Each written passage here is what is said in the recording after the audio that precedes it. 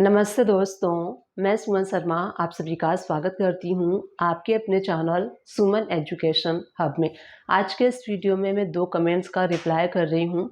वो कमेंट्स का अगर मैं रिप्लाई कमेंट्स के थ्रू करती तो वो टेक्स्ट काफ़ी लंबा हो जाता और मुझे काफ़ी टेक्स्ट करना पड़ता।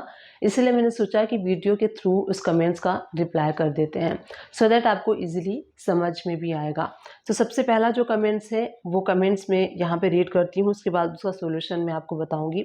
सबसे पहला कमेंट्स आया था आरजे मोटिवेशन करके आईडी है, उस आईडी से आया था। तो सबसे पहले मैं आपको थैंक्स करना चाहती हूँ कमेंट्स करने के लिए। कमेंट्स उनका ये है, अगर हमने अपनी कार के लिए टायर परचेस किया है तो उसके बिल की एंट्री कैसे करेंगे? क्या हम ऐसे कार एक्सपेंसेस में ले सकते हैं और इनवॉइस टाइप में क्या सिलेक्ट करना है, सर्विस या फिर गुड्स? Please reply. तो इसका रिप्लाई मैं आपको बताती हूँ। अगर आपने अपनी कार के लिए टायर परचेस किया है तो इसकी एंट्री सिंपली आपको परचेस करनी है। परचेस वाउचर में आप इसकी एंट्री करेंगे और इसकी एंट्री करने के लिए राइट हैंड साइड में आपको चेंज मोड का ऑप्शन शो होता है, उस पर क्लिक करना है एंड वहाँ से आपको सिलेक्ट करना है इनवॉइस, अकाउंटिंग इनवॉइस वाले ऑप्शन को सिलेक्ट करना है। उसके बाद एक लेजर आप क्रिएट करेंगे, व्हीकल मेंटेनेंस का आप लेजर क्रिएट करेंगे अंडर इनडायरेक्ट एक्सपेंसेस के, और जो आपने टायर परचेस किया है उसकी सिंपल से वैल्यू डाल देंगे, उसके ऊपर टैक्स अप्लाई कर देंगे और नरेशन में आप मार्क कर देंगे कि आपने व्हीकल के लिए टायर परचेस किया है, जो भी आप डिटेल में नरेशन मेंशन करना चाहते हैं। तो इस तरीके से अगर आपको फिर भी नहीं समझ में आया तो नेक्स्ट डे यानी कि कल या फिर परसों 1-2 दिन में मैं इससे रिलेटेड कैसे एंट्री करनी है टेलीग्राम में वो भी एक्सप्लेन कर दूंगी। तो उम्मीद करती हूँ इसका जो भी मैंने रिप्लाई दिया है वो आपको समझ में आया होगा। सेकंड कमेंट्स है सुमित शर्मा जी का। सबसे पहले मैं आपको थैंक्स करना चाहती हूँ कमेंट्स करने के लिए। कमेंट्स उनका ये है कि मैम ओपनिंग बैलेंस को एडजस्ट करने की एंट्री बताओ। मैं एक पार्टनरशिप हॉस्पिटल में काम करता हूँ।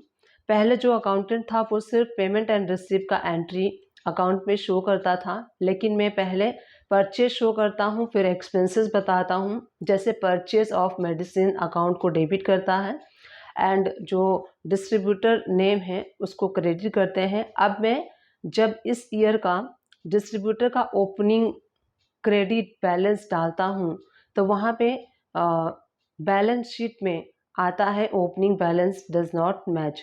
तो इसलिए क्या एंट्री करूं, क्योंकि प्रीवियस ईयर में तो सिर्फ पेमेंट एंड रिसिप्ट की एंट्री है, डिस्ट्रीब्यूटर का क्रेडिटर में शो ही नहीं कर रहा है। तो ये इनकी क्वारी है। देखिए, अगर आप किसी हॉस्पिटल में वर्क करते हैं और जो प्रीवियस अकाउंटेंट था, जो भी था अकाउंटेंट, वो सिर्फ रिसिप्ट एंड पेमेंट की एंट्री उन्होंने किया हुआ है, तो और आप अभी से काम करना स्टार्ट कर रहे हैं, तो सबसे पहले आप अपने डेटा को स्प्लिट कर लीजिए। जब आप अपने डेटा को स्प्लिट करते हैं तो प्रीवियस ईयर का डेटा जो है वो स्प्लिट होकर अलग हो जाता है और इस ईयर का डेटा आता है, जिसमें कि आपका जो ओपनिंग है वो प्रीवियस ईयर का ओपनिंग आता है। तो अगर आपके क्रेडिटर हैं, जैसे कि आप बता रहे हैं कि सिर्फ पेमेंट एंड रिसिप्ट की एंट्री ही जो प्रीवियस अकाउंटेंट था उन्होंने किया था, तो क्रेडिटर की एंट्री नहीं है। अगर क्रेडिटर की एंट्री है कुछ कुछ क्रेडिटर की, तो सबसे पहले आपको लेजर मंगा के उन सारे पार्टीज़ के लेजर मंगा के आप ओपनिंग डालनी होगी सारे पार्टीज़ की, और इस तरीके से एक नए तरीके से आपको वर्क करना होगा अपने न्यू कंपनी में। जब आप स्प्लिट करेंगे तो 25-26 का आपके पास बुक्स आ जाएगा और वहाँ पे आपको जो आप लेजर क्रिएट करेंगे सन्ड्री क्रेडिटर का, यानी कि जो आपके सप्लायर हैं जिनसे आप परचेस करते हैं मेडिसिन वगैरह जो भी परचेस करते हैं, उसका आपको लेजर क्रिएट करना है अंडर सन्ड्री क्रेडिटर्स में। और जो उनका ओपनिंग आ रहा है, यानी कि जो लास्ट ईयर का क्लोजिंग आ रहा है, उसको आपको एज अ ओपनिंग डालना है 1 अप्रैल 2024 से। तो इतना करने के बाद मुझे नहीं लगता कि कोई एरर आपके पास शो होना चाहिए बैलेंस शीट में। तो इस तरीके से आप कर सकते हैं।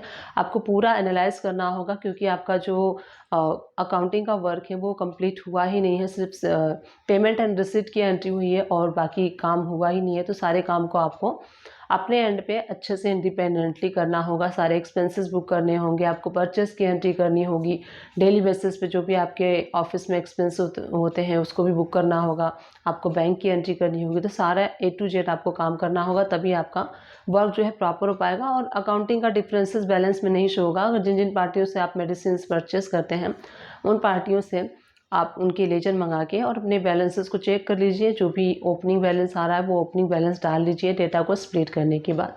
तब मुझे लगता है कि कोई एरर आपके पास शो नहीं होना चाहिए। उम्मीद करती हूँ इस वीडियो में हमने 2 कमेंट्स का रिप्लाई देने की कोशिश की है। आप समझ गए होंगे, आपको रिप्लाई मिल गया होगा। अगर फिर भी नहीं मिला है तो आप मुझे कमेंट्स कर सकते हैं। डेफिनेटली मैं ट्राई करूँगी और भी अच्छे से इसको एक्सप्लेन करने के लिए। तो उम्मीद करती हूँ ये वीडियो आप सभी लोग के लिए हेल्पफुल रही होगी। अगर हेल्पफुल रही है तो प्लीज़ चैनल को लाइक शेयर सब्सक्राइब कर दीजिएगा। Thank you for watching, keep watching.